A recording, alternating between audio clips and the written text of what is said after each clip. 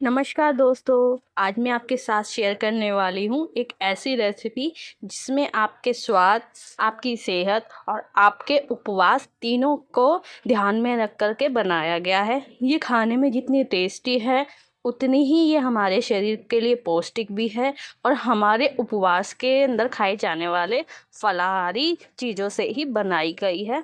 तो इसका मतलब है कि इसके अंदर हमने फास्ट भी रखा और हमने सेहत का भी ध्यान रखा और हमने इसमें टेस्ट भी लिया ताकि हमारा उपवास अच्छे से अच्छे मन के साथ कंप्लीट हो। ये खाने में जितनी टेस्टी है उतनी ही हमारे शरीर के लिए पौष्टिक भी है और इसका टेस्ट इतना अच्छा है कि आप इसको रोज़ बनाकर खाएंगे अगर आपने मेरी तरीके से इस रेसिपी को बनाया, मेरे सभी स्टेप फॉलो किए तो। चलिए फिर देर ना करते हुए जल्दी से बताते हैं ये क्या है रेसिपी। इस रेसिपी को बनाने के लिए यहाँ पे मैंने 1 पाव मलाई पनीर का इस्तेमाल किया है। आप चाहें तो घर के बनाए हुए पनीर से भी बना सकते हैं। यहाँ पे मैंने रफली चॉप्ड धनिया लिया है फ्रेश, एक दरदरी पीसी हुई मैंने हरी मिर्च ली है, थोड़ा सा भुना हुआ जीरा, थोड़ा सा सेंधा नमक जो व्रत में खाया जाता है स्वाद अनुसार, और आधी छोटी चम्मच काली मिर्च का इस्तेमाल किया है। ये मैंने अपने स्वाद के हिसाब से कम ली है, आप चाहें तो इसको जो है बढ़ा भी सकते हैं। मैंने हरी मिर्च के साथ इसे बैलेंस करने के लिए कम लिया है। 1 कटोरी लगभग 100 ग्राम के आसपास मैंने इसमें कुट्टू का आटे का इस्तेमाल किया है और 100 ग्राम ही मैंने कुट्टू के आटे के बराबर ही इसमें मैंने लिया है सिंगाड़े का आटा। जी हाँ, मैं इसको 2 आटे की जो है मिला कर के बनाऊंगी। आप चाहें तो खाली कुट्टू के आटे से भी बना सकते हैं या फिर सिंगाड़े के आटे की जगह इसमें राजगिरा के आटा भी ले सकते हैं। और मैं इसमें एक चीज़ और ऐड कर रही हूँ, ये है मूंगफली का पाउडर। जी हाँ, जो कच्ची मूंगफली आती है उसका रोस्ट करके उसका पाउडर बना लिया है और थोड़ा सा पानी लिया है। अब मैंने यहाँ पनीर को इस तरह से जो है रेक्टेंगल शेप्स में काट लिया है। आप जिस शेप में चाहें उस शेप में काट सकते हैं और मैंने इनको फिलिंग लगाने के लिए 2 पीसीस के हिसाब से काटा है। उनके बीच में से स्लाइस करते हुए इस तरीके से, देखिए बहुत सॉफ्ट है, इस तरह से टूटने का भी डर रहता है तो सावधानी से उठाइएगा। मेरा थोड़ा सा क्रैक हो गया है बट कोई बात नहीं, आप सावधानी से उठाइएगा गाइस। अब हाँ, जो है इनके बीच में जो है वो फीलिंग लगाऊंगी तो उससे इस पनीर के रेसिपी जो हम डिश बना रहे हैं उसका स्वाद और भी बढ़ जाएगा।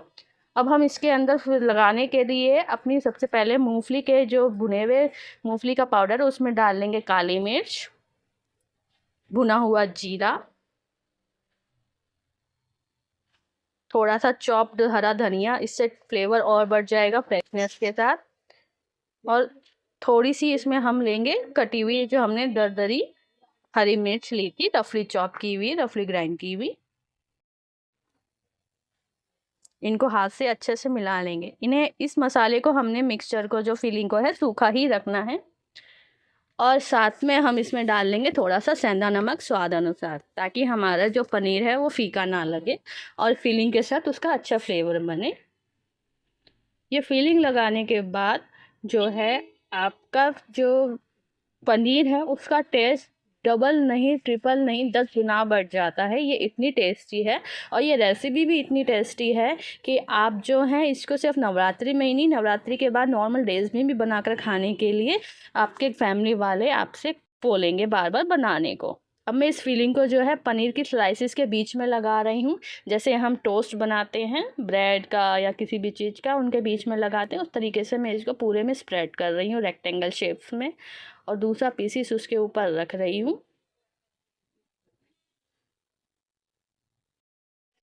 देखिए इस तरीके से हम सारी फीलिंग्स जल्दी से सब में भर लेंगे।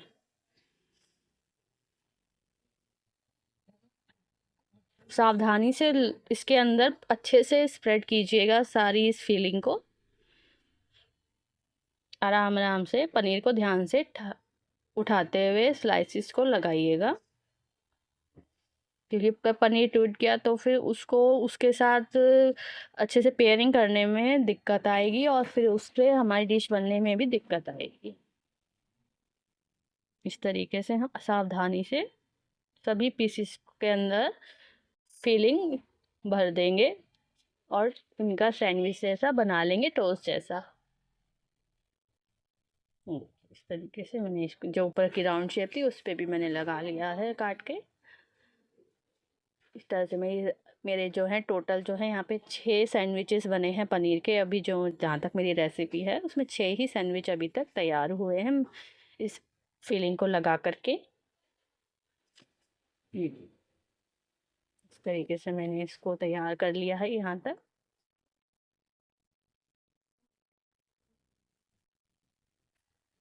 छः सैंडविचेस हमारे तैयार हो गए हैं अभी पनीर के।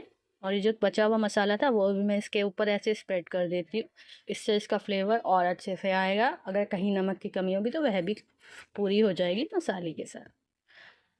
और ये फीलिंग तो है ही टेस्टी, तो उसका टेस्ट और बढ़ जाएगा। अब हमने एक कटोरा या बॉल लिया है, उसके अंदर हम अपना जो है कुट्टू का और सिंगाड़े का आटा डाल लेंगे। इसमें अब हम डालेंगे आधी छोटी चम्मच काली मिर्च, सेंधा नमक, उड़द वाला नमक स्वाद अनुसार, रफली चॉप्ड हरा धनिया, जिससे इसकी जो है बैटर का टेस्ट और बढ़ जाएगा। और इसमें थोड़ा थोड़ा पानी डालते हुए इसका एक अच्छी कंसिस्टेंसी वाला बैटर बना लेंगे। जी गाइस, हमने इसका आटा नहीं लगाना है, इसका बैटर लगाना है। अब आपको कुछ कुछ क्लियर हो रहा होगा कि हम क्या बनाने वाले हैं, नहीं तो आगे आपका भी पता लग जाएगा।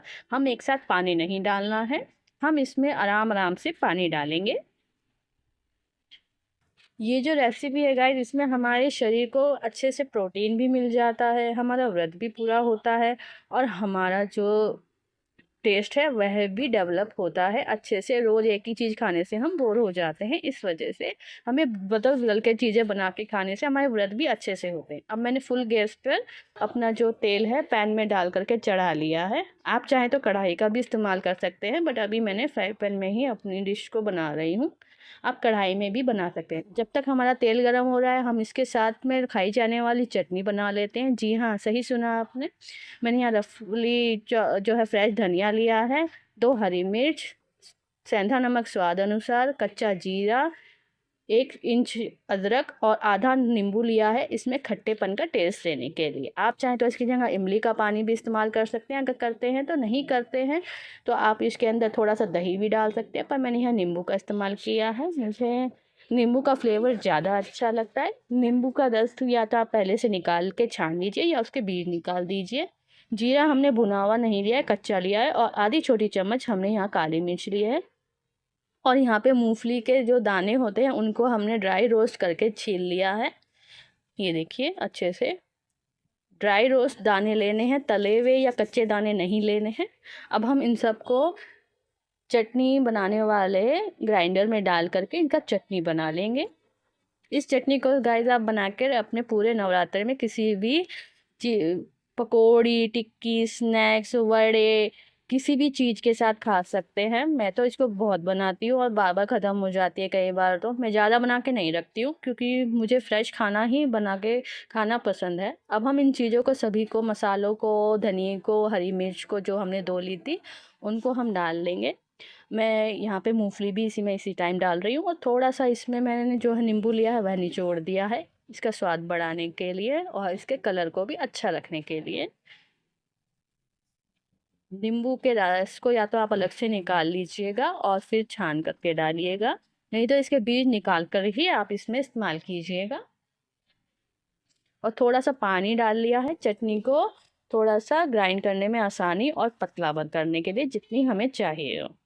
एक साथ ज़्यादा पानी मत डालिएगा वरना चटनी ज़्यादा पतली भी हो सकती है।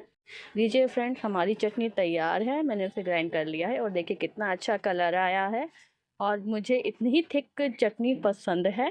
इस बहुत यम्मी और बहुत टेस्टी चटनी बनकर हमारी तैयार हो गई है। अब हम इसको सर्व करने के लिए कटोरी में डाल रहे हैं। ये आप देखिए कितना अच्छी लग रही है, देखने में ही इतना अच्छा कलर आ और इतनी टेस्टी लग रही है। चलिए अब हम इसको साइड में रख देते हैं और अपनी जो डिश है वह आगे स्टार्ट करते हैं फुल प्रिपेयर बनाने के लिए, करने के लिए। अब मैंने जो अपने पनीर के सैंडविचेस बनाए थे फिलिंग लगा करके, उनको मैं इस बैटर जो मैंने घोला था उसे 10 मिनट के बाद, अब घोलने के बाद, अब इसको जो है मैं इसमें डिप करके अच्छे से पनीर को सावधानी से तेल के अंदर, गरम तेल जो हमारा हो गया उसके अंदर डालूंगी। गाइस यहाँ ध्यान रखिएगा, पनीर के अंदर पानी भी होता है, तो सावधानी से इसको बैटर में चारों तरफ से कोट कीजिएगा, ताकि पनीर के ऊपर की फीलिंग जो है, जो हम कोटिंग कर रहे हैं हमारे बैटर की, उससे पनीर पूरा कोट हो जाए। और उसके बाद इसको जो है तेल में अच्छे से सावधानी से डालिएगा। तेल में डालते समय गैस की फ्लेम को मंदा कर लीजिएगा, ताकि आपकी जो तेल है उससे एकदम झन्नाटा ना पड़े। मैंने तेल की फ्लेम को तेज रखा था, तो वो थोड़ा सा मुझे डर लग रहा था, बट मैं फिर भी आराम आराम से डाल के आपको दिखा रही हूँ। मैंने जो गलती करी तेज गैस पर उनको डालने की, प्लीज़ आप मत करिएगा, आप गैस को मंदा कर दीजिएगा।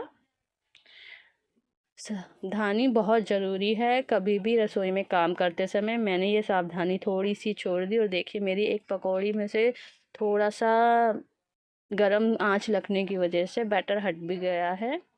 अभी मैं आपको दिखाऊंगी, मुझे वो पता लग गया है। इसी तरीके से मैं सावधानी से इसमें धीरे धीरे सारी अपने जो हैं पनीर के सैंडविचेस कोट करके इसमें डाल दूंगी।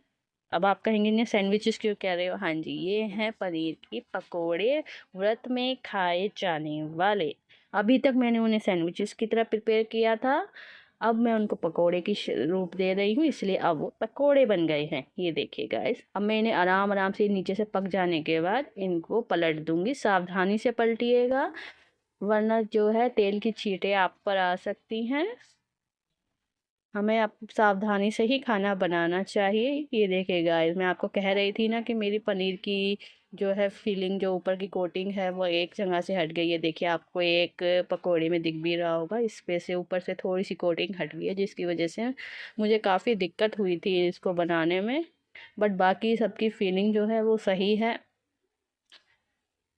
हम अपनी गलतियां नहीं छुपाते हैं गाइस, गलतियां भी हमें एक्सेप्ट करनी चाहिए। अगर हम आपके साथ कुछ शेयर कर रहे हैं तो वो पूरी होनेस्टी के साथ करना चाहिए, ताकि आपका ट्रस्ट हम पे अच्छे से बने। अगर हम आपसे कुछ चीज़ दिखाएंगे और कुछ चीज़ छुपाएंगे, तो उससे हम आपसे ट्रुथ जो सच होता है वह नहीं बता रहे हैं। इसलिए मैं आपको सारी चीज़ें क्लियरली बताती हूँ और सब चीज़ें शेयर करती हूँ, चाहे वह अच्छी हों चाहे वह बुरी हों, क्योंकि हम जब किसी के साथ जुड़ते हैं तो उससे सच्चे दिल से जुड़ते हैं। और मैं आपको जो बता रही हूँ अपनी रेसिपीज, ये भी मैं पूरे तरीके से बता रही हूँ, ताकि आप भी अपने खाने को और अच्छे से डेवलप कर सके बनाने के तरीके को, और अपनी फैमिली को अच्छा अच्छा खाना और अच्छे से बना करके दे सकें। अगर मैं इसमें कुछ चीज़ें छुपाऊंगी जो गलत हो रही है, तो वो आपके साथ भी हो सकती हैं, तो उनसे सीख ले करके मैं आपको उनके बारे में बता रही हूँ। कृपया करके आप ये गलतियाँ मत कीजिएगा, गैस की फ्लेम को मंदा करके ही पकोड़े डालिएगा। अब हमारे जो हैं पकोड़े तल करके अच्छे से तैयार हो गए हैं। हमने पलट पलट के सावधानी से इनको अच्छे से तल लिया है। अब इनको तेल में से छान करके बाहर निकाल देंगे। इस तरीके से तेल जो है प्लेट में ज़्यादा मत लेके जाइएगा, चम्मच की सहायता से भी इसके तेल निकाल कर ही प्लेट में डालिएगा। और मैं एक चीज़ और कहना चाहूँगी, आप जब भी कोई खाना वगैरह बनाते हैं तो उसे डायरेक्ट एलुमिनियम फॉइल या फिर प्लास्टिक के बर्तनों में मत रखिएगा। स्टील के बर्तन या छलनी ही इस्तेमाल कीजिएगा। वह आपके जो है प्लास्टिक या एलुमिनियम शरीर के लिए ज़्यादा अच्छा नहीं होता है। हो सके तो उन्हें अवॉइड ही कीजिएगा अपने घर में या परिवार के लिए किचन में इस्तेमाल करने से। इस तरीके से हम सारे पकोड़े आराम आराम से तेल में से तेल को छानते हुए निकाल लेंगे। देखिएगा मेरा ये वाला पकोड़ा ख़राब हो गया मेरी गलती की वजह से। अगर उस टाइम मुझे गर्म भाप नहीं लगती तो मेरा ये पकोड़ा भी सुंदर सुंदर टेस्टी लगता। हम आराम आराम से ये सारे पकोड़े निकाल लेंगे। गाइस मेरे हस्बैंड को तो ये टेस्ट बहुत अच्छा लगा। वो तो कह रहे हैं कि यार तुम नवरात्रों में ही क्यों बनाती हो इतना टेस्टी खाना, और दिनों में भी मुझे ये पकोड़े खाने हैं। उनकी तो फरमाइश आ गई है, हर हफ्ते में एक दिन ये पकोड़ा कम से कम ज़रूर बनाना है। क्योंकि मैं अपने हस्बैंड को कहती हूँ हेल्दी खाना खाओ, और वो कहते हैं अब हेल्थ भी और टेस्ट भी दोनों देखना है, तो ये रेसिपी परफेक्ट है। आपको हमारी ये रेसिपी पसंद आ रही हो तो प्लीज़ हमारी वीडियो को लाइक कीजिए, चैनल को सब्सक्राइब कीजिए। सब्सक्राइब करते समय उसके साइड में आने वाले बेल आइकन को प्रेस कीजिए, ताकि हमारी हर वीडियो का नोटिफिकेशन आपको सबसे पहले मिल सके। और अपने दोस्तों के साथ शेयर कीजिए। देखिए गाइस, अब हमारे सारे पकोड़े तल करके तैयार हो गए। मैंने गैस को बंद कर दिया है। देखिए कितने क्रंची और कितने टेस्टी लग रहे हैं। ये वाला पकोड़ा मेरा ख़राब हो गया, बट कोई बात नहीं, हम अपनी गलतियों से ही सीखते हैं। बाकी पकोड़े तो परफेक्ट तो नहीं है ना। तो लीजिए गाइस, मैंने इसको प्लेट कर दिया है और ये काफ़ी टेस्टी बने हैं, काफ़ी यम्मी क्रंची और फ्लेवरफुल बने हैं। इसको मेरे शरीर मतलब जो भी व्रत रखेगा उसके शरीर को पूरा पोषण भी मिलेगा। व्रत के अंदर शरीर में आने वाली कमियों को कंट्रोल करने के लिए, क्योंकि हमारी चटनी में भी हमने पीनट्स वगैरह का जो इस्तेमाल किया है, जो मसाले इस्तेमाल किए हैं, वह बहुत ही टेस्टी और हमारी हेल्दी हैं।